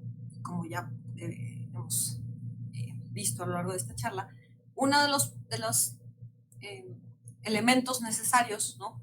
Para poder modificar estos patrones socioculturales tiene que ver con el idioma, ¿no? Con la lengua, justo por lo que ya hemos visto, ya, que tiene que ver con la forma en que se estructura el pensamiento, el uso de las palabras, la elección de estas, el contexto. Entonces, un medio también eficaz para poder combatir estos estereotipos es incluir otras visiones dentro del lenguaje, quitarle este sesgo androcéntrico, ¿no? Entonces, en ese sentido, yo por eso me centré ahorita en este artículo de la CEDAW. Por ejemplo, respecto a la Convención Belém do Pará, en el artículo 7 dice también que los estados deberán, entre otras cosas, de abstenerse de cualquier acción o práctica de violencia contra la mujer y velar porque las autoridades, sus funcionarios, personal y agentes e instituciones se comporten de conformidad con esta obligación. O sea, por eso es que nosotras debemos de conocer estas disposiciones, debemos de conocer el lenguaje incluyente e incorporarlo en nuestra labor, sea esta administrativa o jurisdiccional, porque de lo contrario estaríamos omitiendo cumplir con estos deberes del Estado mexicano. Entonces, esos son algunos de los, digo, hay más artículos y más apartados. Por ejemplo, en el inciso F del artículo 7 también dice que los estados deberán establecer procedimientos legales justos y eficaces para la mujer que haya sido sometida a violencia, que incluyan, entre otros, medidas de protección, un juicio oportuno y el acceso efectivo a tales procedimientos. Y no se entiende esta obligación, o no se entiende el cumplimiento de esta obligación, y después lo vamos a ver cuando ya les hable un poco del protocolo para juzgar con perspectiva de género, sin la incorporación del uso del lenguaje incluyente a las sentencias. Bueno, entonces también tenemos dentro de nuestro marco jurídico, además, que está la Constitución, ¿no? Y miren que no me estoy yendo como a todos los, porque hay más, ¿no? Está desde la Declaración Universal de los Derechos Humanos, que reconoce la igualdad, los pactos internacionales de derechos económicos, sociales y culturales, o el Pacto Internacional de los Derechos Políticos, civiles y políticos. O sea, no me estoy yendo hasta allá, sino que estoy tratando de ser un poco más concreta para como identificar, digamos, al menos pues estas disposiciones como más puntuales, ¿no? Pero bueno, regresando a este tema, están la Constitución y en el marco jurídico nacional, que bueno, los tratados internacionales también son fuente de derecho, ya lo sabemos, pero bueno. Está la Constitución, ¿no? Y aquí pues ya sabemos, ¿no? Lo que está previsto en el artículo 1 constitucional. También está la Ley General para la Igualdad entre Mujeres y Hombres, que en su artículo 17, fracción 9, dice: la política nacional en materia de igualdad entre mujeres y hombres deberá establecer las acciones conducentes a lograr la igualdad sustantiva en el ámbito económico, político, social y cultural. Y esta política deberá considerar los siguientes lineamientos, y entre otros dice: fomentar la igualdad entre mujeres y hombres en todos los ámbitos de la vida, y la fracción 9, la utilización de un lenguaje no sexista en el ámbito administrativo y su fomento en la totalidad de las relaciones sociales, ¿no? Aquí les comento que el Sistema Nacional de Igualdad entre Mujeres y Hombres, que entre otras digamos, funciones, tiene justo la de velar, ¿no?, por esta política de igualdad, está encabezada por el Instituto Nacional de las Mujeres, y el tribunal forma parte también de este sistema, como un invitado permanente. Ha participado en la elaboración incluso de recomendaciones en este sentido de que se incorpore el uso del lenguaje incluyente pues, que se institucionalice dentro de los entes públicos. Entonces, el tribunal participa, ¿no? Sí, maestra. Entonces les comento esto para que, bueno, no se quede como la idea de que es algo que nos es ajeno o que le es ajeno al tribunal, porque habla de la Administración Pública Federal, ¿no? Ahora, tenemos también la Ley General de Acceso de las Mujeres a una Vida Libre de Violencia, ¿no?, que en su artículo 4, por ejemplo, también señala cuáles son los principios rectores para el acceso de todas las mujeres a una vida libre de violencia, y entonces, pues, que reconoce la igualdad entre las mujeres y los hombres, el respeto a la dignidad humana, la no discriminación. Y aquí en la no discriminación, que es una forma de violencia, la discriminación es una forma de violencia, y a su vez la violencia es como una forma de discriminar, ¿no? Esto viene enlacerado un poco más explícito, pero bueno, lo que les quiero comentar es que cuando hablamos de la discriminación, la invisibilización de la mujer es una forma de discriminarla, ¿no? Entonces aquí tenemos como la puerta, digamos, o como, porque podemos decir, no, pues, o sea, el lenguaje no discrimina, pero ya vimos que sí puede, o sea, que sí puede ser un vehículo que se utilice con ese propósito, ¿no? Entonces, bueno, también como otro de los instrumentos que tenemos, está el Pacto para introducir la perspectiva de género en los órganos de impartición de justicia. Ese, como saben, es un documento, es un acuerdo que se creó en el seno de la Asociación Mexicana de Impartidores de Justicia, que es la AMIJ, y dentro de esta organización el tribunal forma parte del apartado 4, ¿no? Y no solo participó dentro de la elaboración del mismo, sino que además se adhirió a ¿no? Entonces, los compromisos que están previstos en ese pacto son compromisos que asumió el tribunal y que, pues, como personal del tribunal debemos cumplir. Y dentro de estos compromisos, en el numeral 15, inciso I, numeral I3 e I5, está el de revisar las políticas laborales para eliminar la discriminación basada en el género, como por ejemplo, desarrollar políticas específicamente orientadas a luchar contra los estereotipos de género, y estas políticas incluirán al menos, dice, la revisión cuidadosa de todos los mecanismos de difusión y comunicación social de los órganos impartidores de justicia con el objeto de evitar y revertir discursos o expresiones marcados por estereotipos de género. Y la sensibilización a todo el personal de los órganos impartidores de justicia contra el uso del lenguaje o nociones sexistas y discriminatorias por razón de género en el desarrollo de las responsabilidades cotidianas de impartición y administración de justicia. O sea, tenemos que conocerlo y tenemos que usarlo. Es una obligación, es un compromiso del tribunal. Y el I.5 dice: utilizar lenguaje incluyente en la normativa interna y los documentos oficiales. Esos son los compromisos que están previstos en el pacto. ¿no? Para quienes tengan duda, en la página electrónica de la comisión, ¿no? Va nuestro comercial, podrán también acceder a este documento, está en toda nuestra normativa y está el pacto. Ahora, el año pasado, en noviembre, se actualizó el protocolo para juzgar con perspectiva de género de la Suprema Corte de Justicia. Y este nuevo protocolo establece tres apartados principales sobre cómo aplicar la perspectiva de género, ¿no? O en qué consiste la aplicación de la perspectiva de género, mejor dicho. Y bueno, primero impone a las personas juzgadoras las obligaciones de hacer un estudio previo al fondo de la controversia. No voy a entrar en detalles de estos porque en realidad me voy a ir al tercero, que es justo el uso del lenguaje incluyente, ¿no? El segundo establece obligaciones que se encuentran implícitas en el análisis de la cuestión litigiosa. Estos dos apartados se refieren a identificar las relaciones asimétricas de poder entre las partes, ¿no? O los contextos de desigualdad estructural.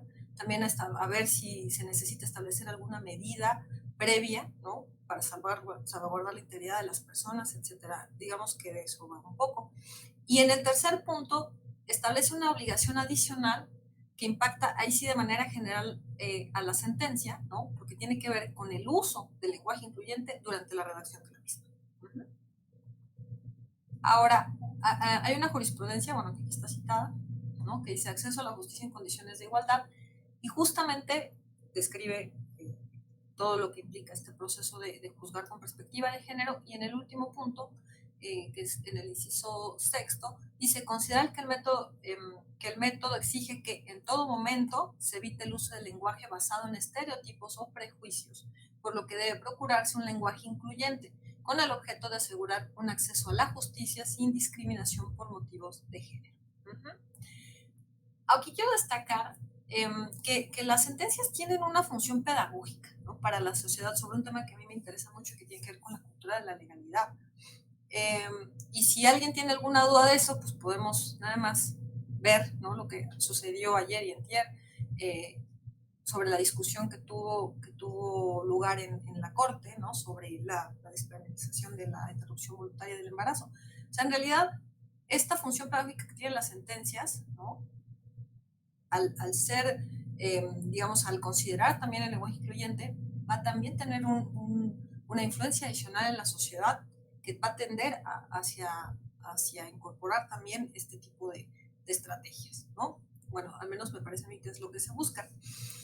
Por eso, por esta función pedagógica de las sentencias, es que las personas juzgadoras deben estar preparadas para el uso del lenguaje incluyente durante todo el proceso de la resolución. No se trata nada más de a lo mejor agregar mujeres y hombres y cosas así, ahorita vamos a ver las estrategias, sino de realmente tener el compromiso, ¿no? De no revictimizar, de no violentar, de no discriminar, de no subordinar a las personas que estén participando dentro del juicio, ¿no? Entonces, como parte de los deberes que imponen las personas al impartir justicia, ¿no? Que ha dicho la Suprema Corte, están las obligaciones en este apartado específicamente de la elaboración de la redacción de las sentencias, argumentar y hacerse cargo de las desigualdades detectadas en la controversia usando un lenguaje incluyente y no invisibilizador, que es lo que les decía, ¿no? O evitar el uso de consideraciones basadas en estereotipos o prejuicios por cuestiones de género. Aquí yo les puse un ejemplito, ¿no? Por ejemplo, que yo tome ahí y ponga en mi sentencia, aunque pueda estar citando a la autoridad, ¿no? Cabe mencionar que la autoridad reconoció en su resolución que las manifestaciones de la actora respecto a la atención médica que estaba recibiendo por doctores especializados en ginecología obstetricia carecen de elementos subjetivos de análisis en virtud de que esta, o sea, la mujer, no cuenta con formación académica en medicina, además de que se encontraba en un estado de inquietud por la atención de su parto. O sea, que yo como autoridad, que yo como órgano jurisdiccional, ¿no? Digamos, haga una manifestación en este sentido, en el que atendiendo a mis prejuicios personales de que considero que una mujer embarazada o su opinión no vale o está en un estado alterado y entonces no puede valerse por sí misma o pues como un doctor pues sabe más que ella, entonces aunque ella sea la que está sufriendo los dolores, pues él debe saber más porque él estudió. O sea, estas preconcepciones que no se justifican, ¿no? O que no necesariamente se justifican y para eso, bueno, ya está el test de proporcionalidad y demás, pero es que estos estereotipos míos respecto a la mujer embarazada, por decirlo de alguna forma, los impregno, los lleve yo a mi sentencia. Eso es lo que debemos evitar. Entonces, el uso del lenguaje incluyente inclusive se refiere a la responsabilidad, de invisibilizar a las mujeres, a las niñas y a cualquier otra persona que se encuentre en condición de vulnerabilidad por factores de identidad o características particulares. Entonces, por eso es que el lenguaje debe ser neutral, ¿no? Que ellos decían, el lenguaje no es neutral, bueno, pero digamos que debe de tener una pretensión de neutralidad o no hacer uso de los sustantivos masculinos para hacer referencia a grupos mixtos en los que existen tanto mujeres como hombres, ¿no? También una cosa que debemos de evitar es emplear el género masculino como para generalizar, ya lo vimos hace rato, ¿no? Mujeres y hombres, los maestros, los alumnos, los estudiantes, ¿no? Evitar ese tipo de expresiones, ¿no? Tenemos de incorporar o buscar incorporar sustantivos neutrales y abstractos que también nos ayuden a evitar problemas de representación. Y una sugerencia que hace, porque esta información la obtuve del protocolo, es que pensemos, ¿no?, en buscar algún sustantivo o fórmula que nos permita un lenguaje un poco más neutral. Y aquí hay algunos ejemplos, ¿no? Por ejemplo, podrías bajar un poquito algunos ejemplos como la ciudadanía en lugar de ciudadanos, la niñez o infancia en lugar de niños, la juventud en lugar de los jóvenes.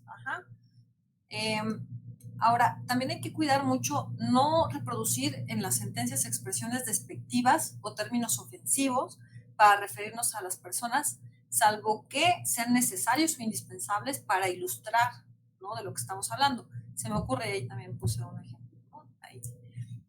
Si yo quiero decir, este servidor público en un procedimiento de responsabilidad administrativa de los servidores públicos, decir, este servidora pública ofendió a una persona porque la llamó de manera soez.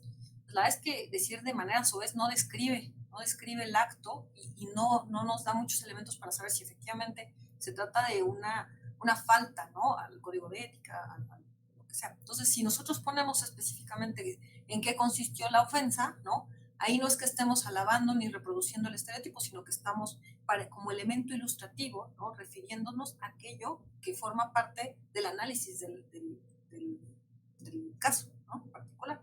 A eso se refiere en este punto, ¿no? O a eso se refiere el protocolo. Ahora, una de las cosas que destaca es que el sexismo en el lenguaje termina por perpetuar esquemas de desigualdad, ¿no?, al referirse a las mujeres en términos de subordinación y desvalorización, como propiedad o con diminutivos.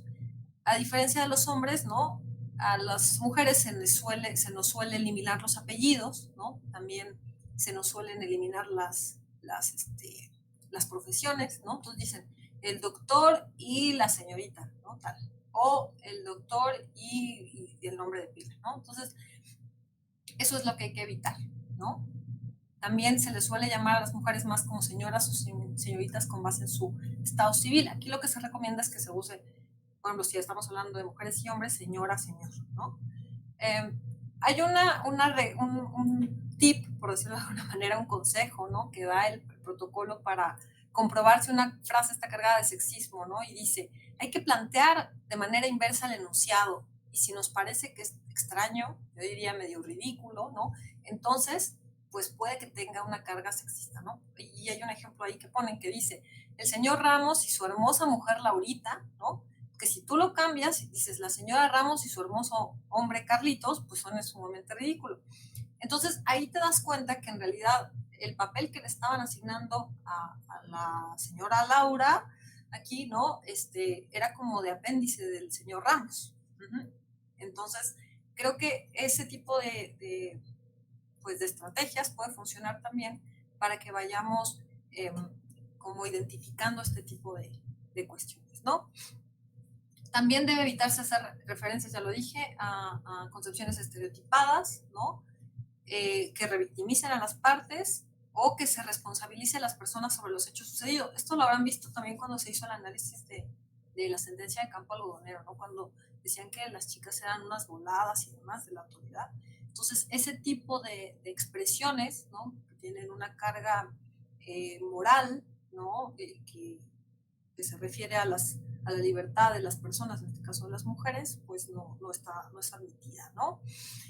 Aquí también hay otros ejemplos, ¿no?, cuando en casos de materia penal, a lo mejor se le dice que fue violada porque estaba fuera de su casa a ciertas horas, que porque estaba sola, que porque vestía de cierta manera. Todo eso revictimiza a las personas, ¿no?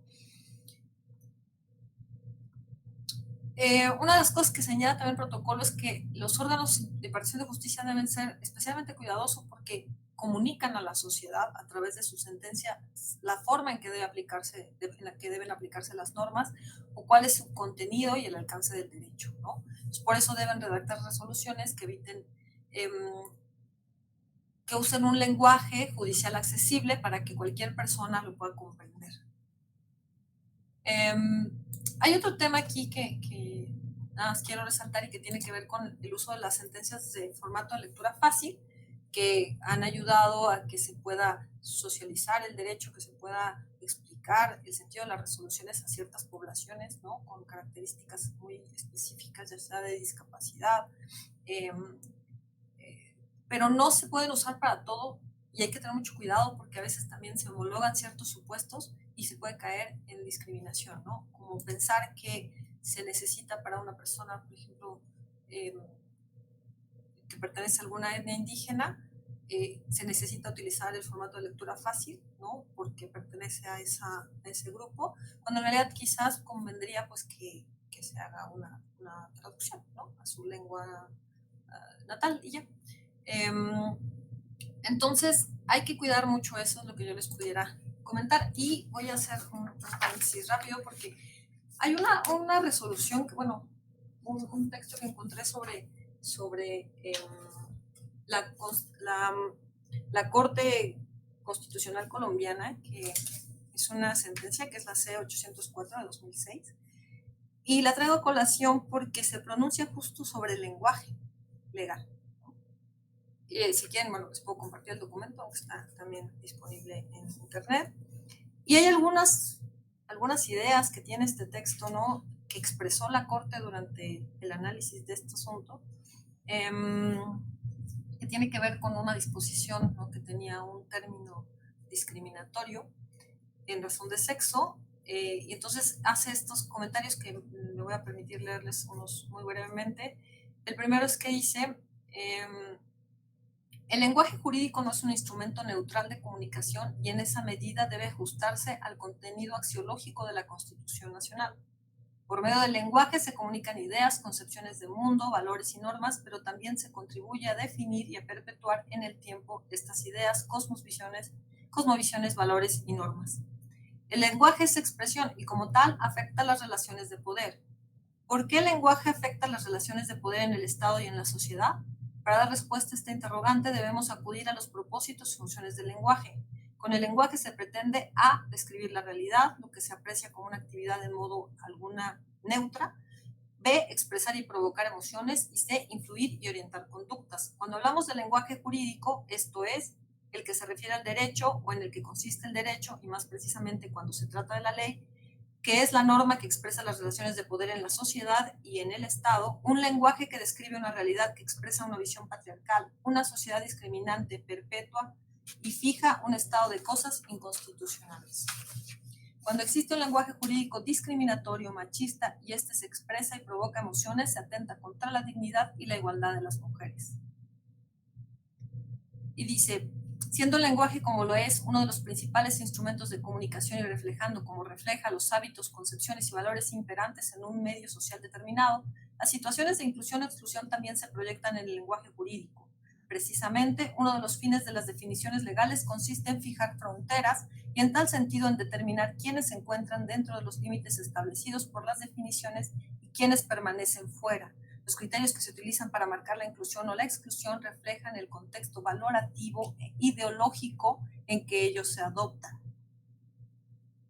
Para nadie constituye una novedad decir que durante un largo tiempo solo los hombres pudieron participar en los escenarios políticos. Los hombres y únicamente ellos tomaron parte de la vida activa en las sociedades. Se fijaron fines, emprendieron proyectos y trazaron los caminos que habían de conducirlos a la obtención de las metas propuestas. Claro, resulta claro.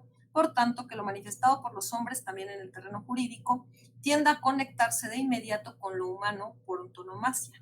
el referente predominante fue por mucho tiempo masculino. Así las cosas, los hombres adquirieron la virtualidad de representar de manera simultánea lo positivo y lo neutro.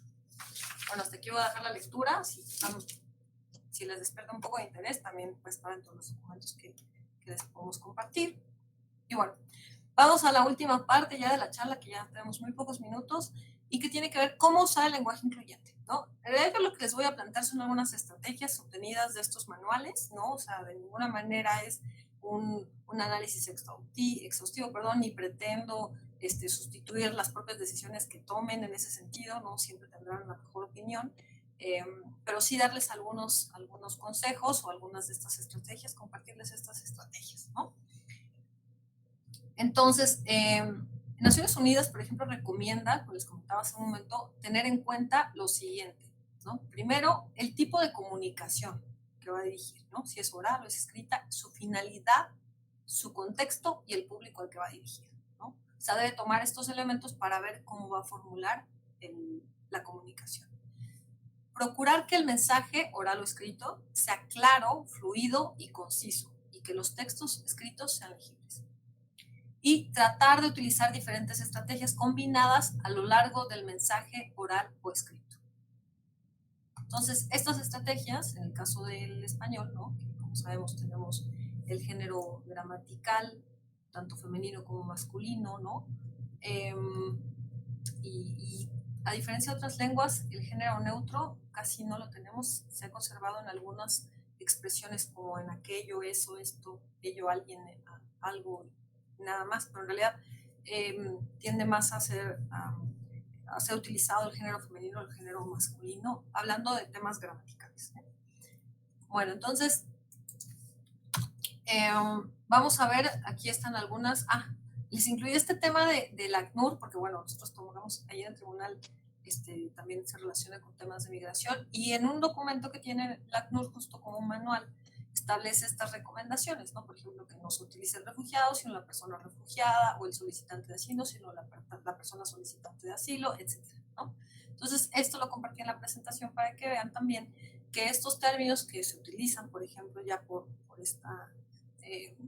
este actor, digamos, ¿no? Hablando del ACNUR, en el tema de migración, nos puede ya ofrecer alguna luz de cómo usar en esos asuntos de migración estos términos, ¿no? Entonces, existe este documento que yo tomé solo algunos de los ejemplos que ponen, es un poquito más amplio lo que expone en ese manual. Entonces, la que sigue, por favor. Las recomendaciones. Bueno, hay diferentes cosas que se pueden hacer, ¿no?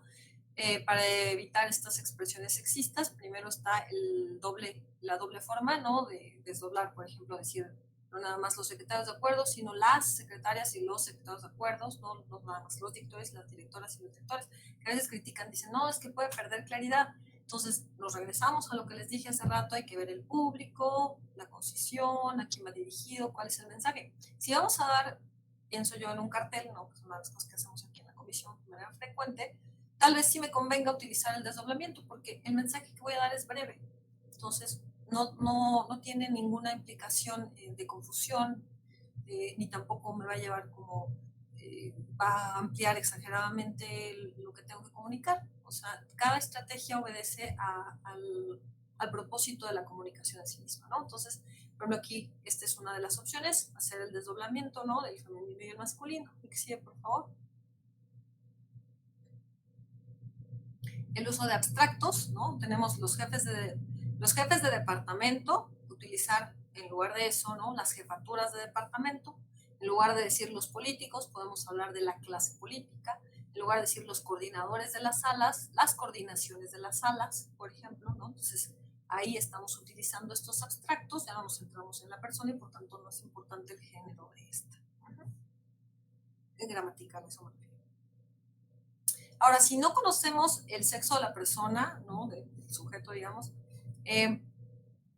podemos utilizar estas otras opciones, como quién, ¿no? Los neutros, quién, quiénes, ¿no? Entonces, en lugar de decir el visitador supervisará, decimos quien supervise, ¿no?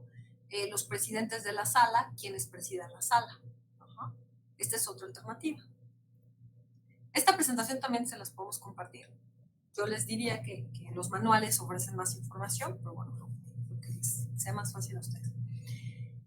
El uso de artículos, ¿no? Hay ciertos sustantivos, yo no me voy a meter mucho a explicar esto, pero se puede utilizar los artículos para no repetir, para no hacer este desdoblamiento. En algunos casos la academia lo permite, ya les dije, para aquellos que sí son muy puristas en este sentido, de usar el artículo para hacer la distinción. Por ejemplo, los participantes de la convocatoria, las y los participantes de la convocatoria, ¿no? Los oficiales jurisdiccionales, por ejemplo, las y los oficiales jurisdiccionales, ¿no?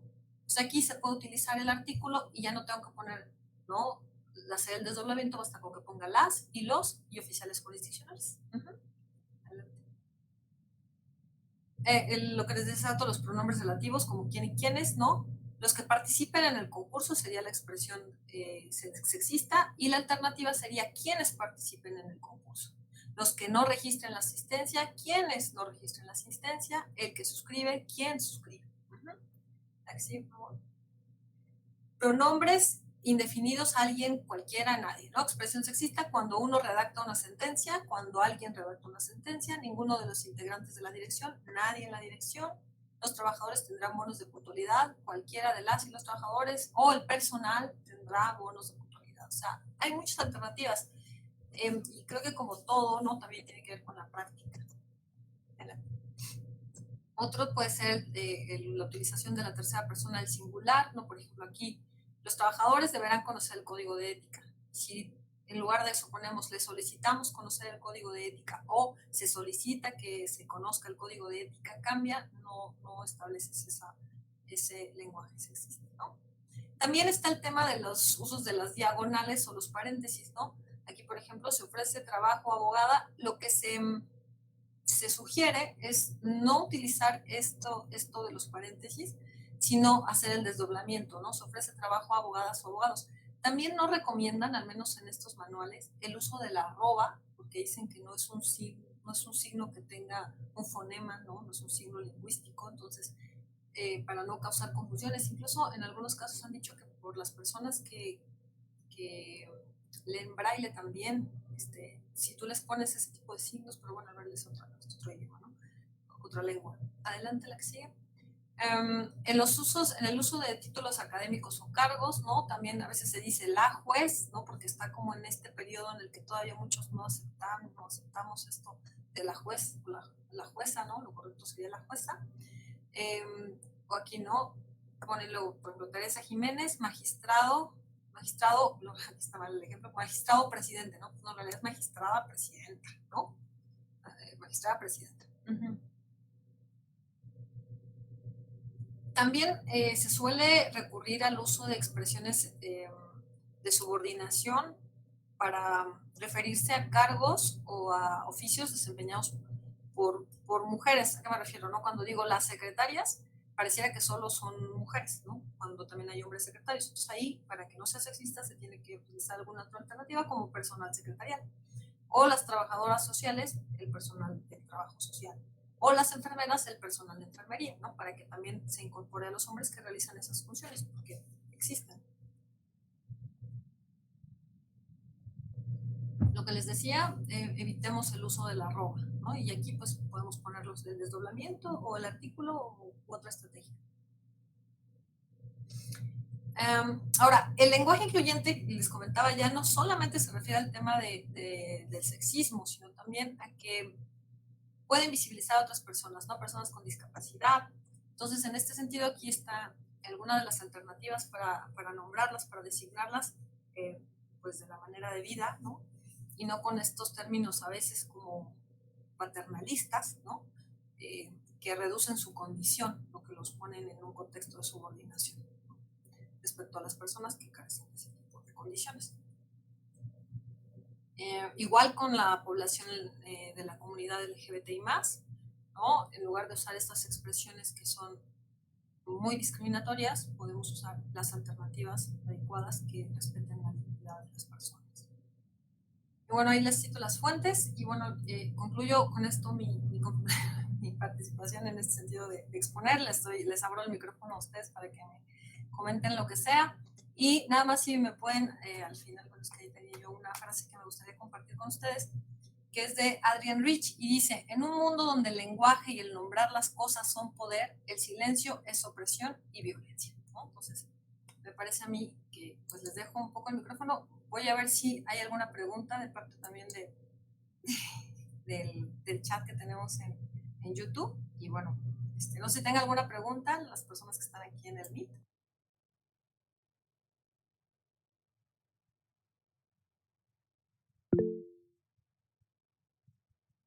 Magistrado Brandini, adelante, por favor.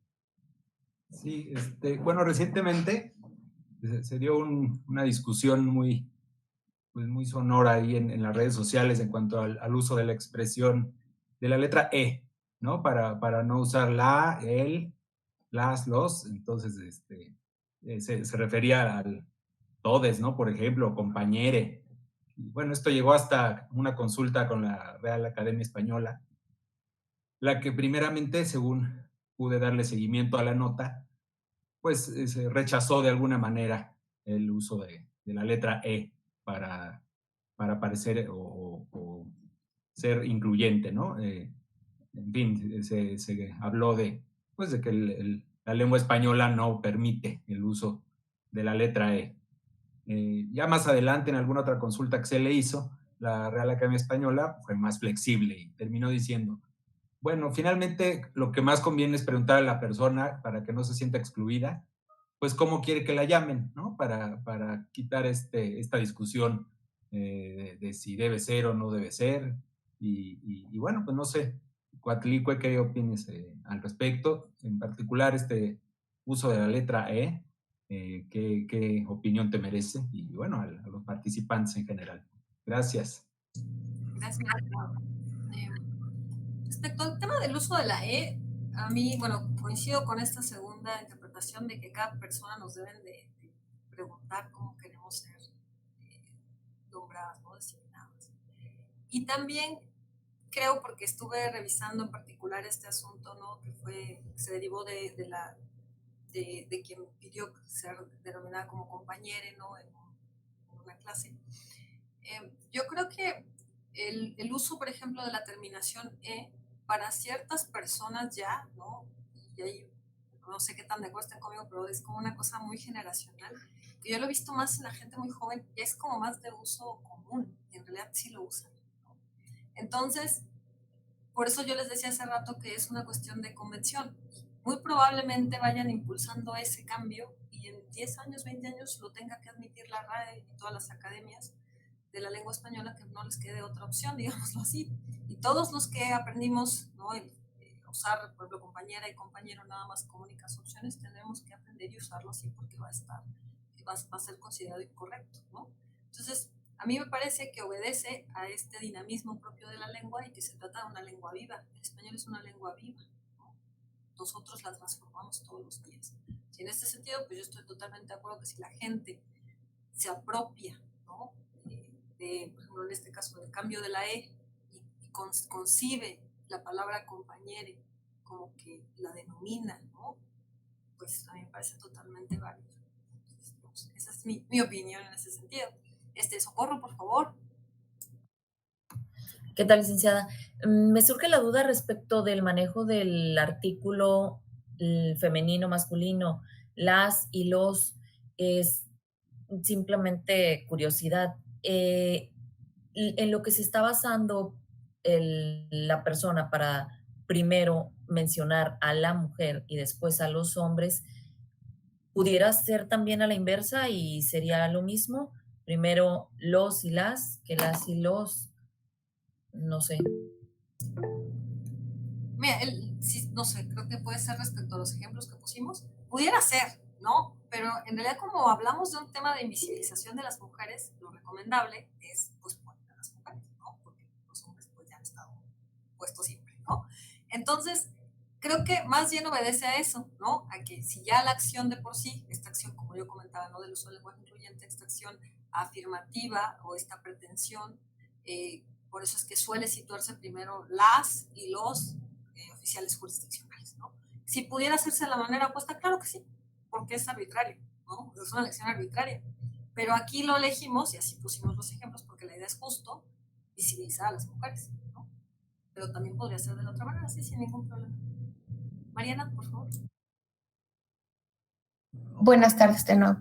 Para efectos del lenguaje, o sea, la comunicación correcta por parte de las administraciones hacia el personal debiera ser neutral, es decir, por ejemplo, direcciones generales o dirección general, o es correcto hacer una diferenciación entre directora, director, compañera, compañero, o pudiera ser así como una comunicación neutral más apropiada para las comunicaciones de las delegaciones administrativas hacia el personal del tribunal.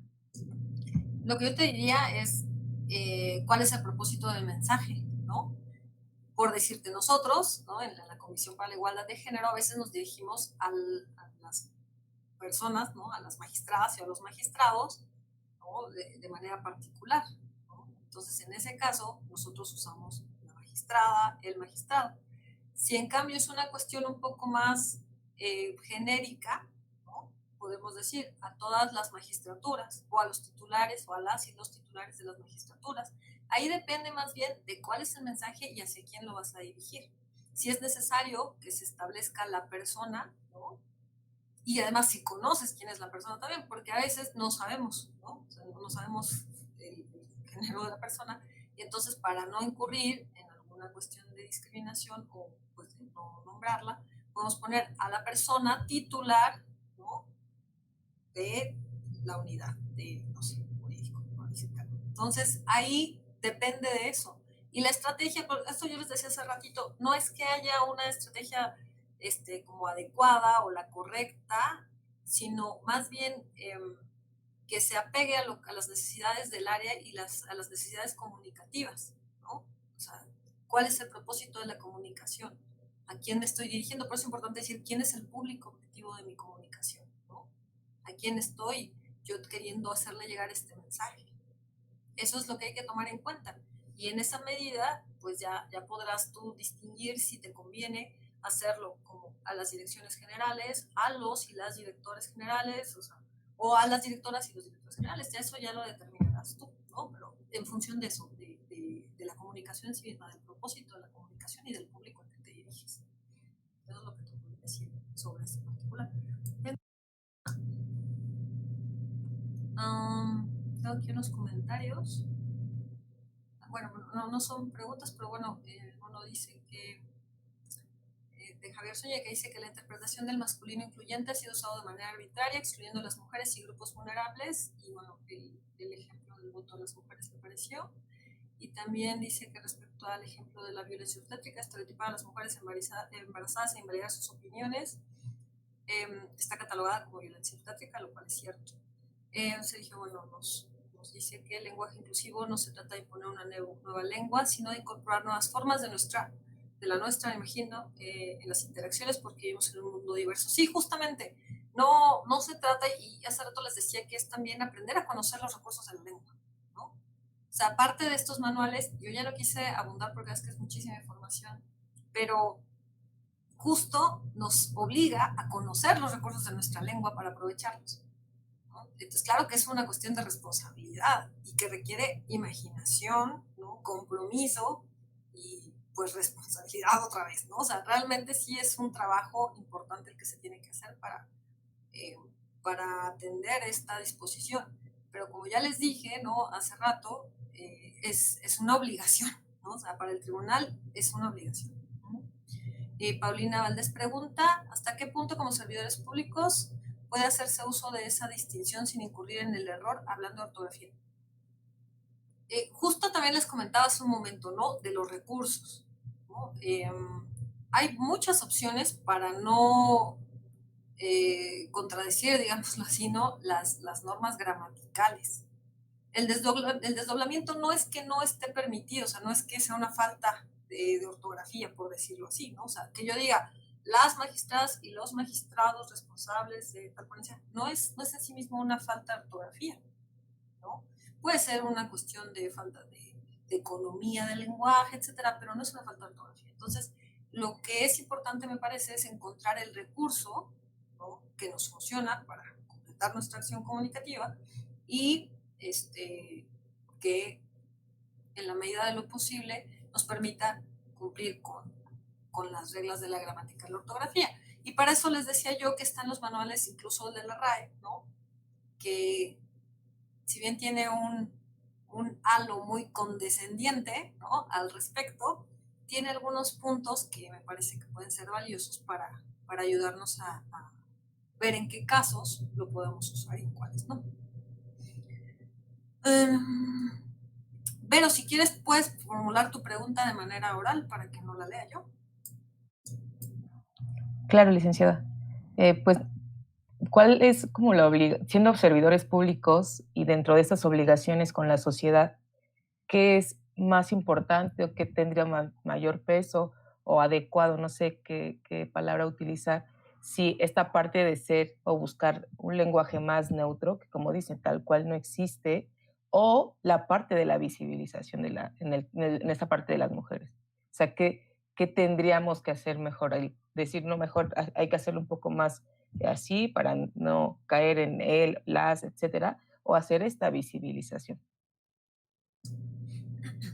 A mí me parece que no es una cuestión excluyente la una de la otra, ¿no? Porque el eliminar los estereotipos, ¿no?, el sexismo, estos elementos discriminatorios del lenguaje, ¿no?, que presupondrían, ¿no?, buscar que sea neutro en ese sentido de que no es discriminatorio, ¿no?, no implica que no se pueda también promover la visibilización de la mujer o de cualquier otra persona en condición de vulnerabilidad. No sé si me logro explicar. O sea, no es que uno vaya a invalidar al otro, sino que los dos se pueden conjuntar para dar el mensaje. Entonces, no veo yo pues sí, como la oposición, digamos, el por qué uno tendría que ir en detrimento del otro. No, para mí son complementarios. Entonces, yo puedo buscar generar un mensaje neutro y a su vez visibilizar a las mujeres. Creo que entiendo el sentido de lo que vas a decir, bueno, para que los hombres no se vayan a sentir, pero en realidad es que no, porque cuando hablas de la neutralidad lo que buscas es que no sea discriminatorio, no que deje de empoderar a alguien, no sé si me explico. Ajá. Entonces, yo te diría que no es que sean contradictorios, sino que se pueden los dos conjuntar y utilizar o aprovechar para dar un mensaje mucho más pues igualitario, le diría yo. Me pregunta, bueno, sí, te contesté tu pregunta bien, porque, Vero, sí, bueno. Mariana nos pregunta que por qué existen personas que se resisten al lenguaje incluyente. Pues yo creo, digo, me voy a aventurar porque pues no sé, no las conozco, pero creo que tiene que ver, o para mí al menos, tiene que ver con una cuestión de identidad, ¿no? Las personas, la lengua también forma parte de nuestra identidad y, como decía, pues conforma nuestro pensamiento. Entonces es una cosa como muy, pues que nos es muy importante y por tanto cuando alguien nos dice, oye, todo eso que tú pensabas está mal, ¿no? Pues hay muchas personas que sienten que eso implica que están mal también ellas, ¿no? Entonces, es una especie de rechazo, puede ser una especie de rechazo porque se ataca a un carácter de la identidad de cada quien, ¿no? Entonces, me parece a mí que en ese sentido puede ser la resistencia que se presenta. Ahora, también, en general, las personas nos resistimos mucho a los cambios, ¿no? O sea, en general. Entonces, también obedece a eso. Siempre que se promueve algo, simplemente, ¿no? El voto de las mujeres, hablaba yo hace rato, pues hay comunidades, hay gente que se sigue oponiendo a eso, de verdad, o sea, en este siglo, ¿no? O a hablar de otros temas que tienen que ver con la igualdad entre mujeres y hombres y la gente se sigue oponiendo, ¿no? ¿Por qué? Ahorita estaba escuchando que la Corte ya les va a dar 3 meses a los hombres también para el caso de las licencias de paternidad, ¿no? Lo cual es una maravilla. Y hay gente que se opone a eso también, ¿no?